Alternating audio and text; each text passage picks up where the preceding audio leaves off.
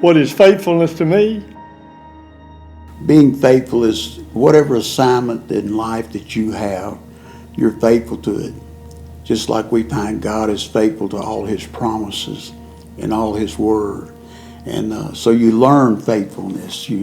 It's not a guarantee thing. It's something you grow in. Right. How have you seen Him be faithful in your life?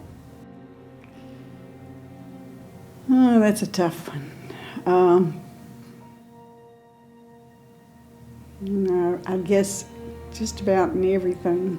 That if He wasn't with me, I don't know what I'd do. I've had a good life, but it has been rough at times, and because of His faithfulness, I've made it through it. I mean, I've buried 2 husbands, and I had little children when the first one died. So, God was there for me and with me and guided me through it. There was a time in my past when my children lost their father, and I couldn't see how we could go forward. It was a very traumatic thing, and I couldn't just curl up in the fetal position and be depressed about it because my children needed their mother. But I have seen God not just help them survive, but help them thrive. God has been so faithful to me. God has delivered me from lots of different situations in which if I had had it my way, it would have had a drastically different outcome. I'm 83 years old. I felt like His love my whole life. When I was drafted, I went to Vietnam.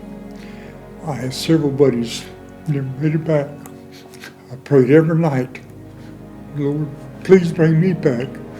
Please, my work is not done for you, Lord. He brought me back. Didn't have a scar on me nowhere. Never went to the hospital or nothing. And I had friends that never made it. That was a blessing. If it wasn't for grace, honey, I don't know where any of us would be, especially me. But, I mean, His grace is terrific. And I wish I could quit crying. But anytime I talk about the Lord, I do. He's been faithful to me so many times, so many times.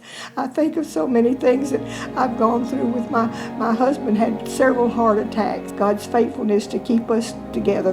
We were married 56 years, so that's another faithfulness of God. Well, I was in the Navy, after I got saved.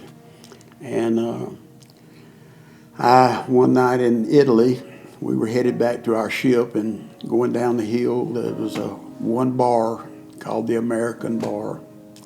And a lot of the guys were seen going across the street, and my buddies, my 2 guys I was with, wanted to go with them.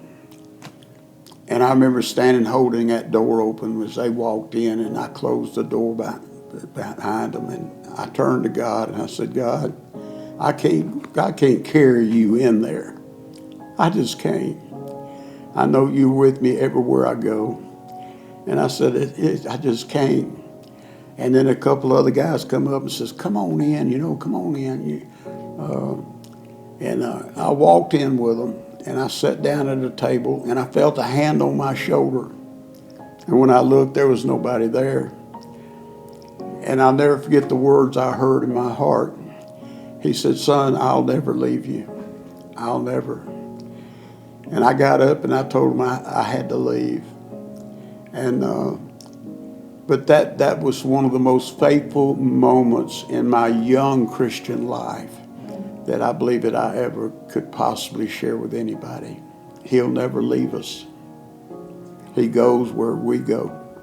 He's the only one we can trust to guide us where we should be.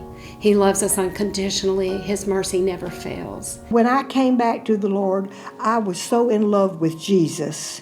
I just fell hook, line, and sinker in love with Him. God has delivered me through so many things and taught me so much that it was important for me to walk that way. I've been through a lot, hardships, loss, things I thought I could never even endure. And yet I've seen God pull me through. He's had mercy in my failures. He's provided when we had nothing. Just come through as the miracle worker. I can remember a Sunday school class when I don't know how old I was. I must have been very young, maybe even before school. I can remember hearing about her teaching about Jesus dying on the cross. And I remember crying and saying, "Why did he have to die?" I didn't understand.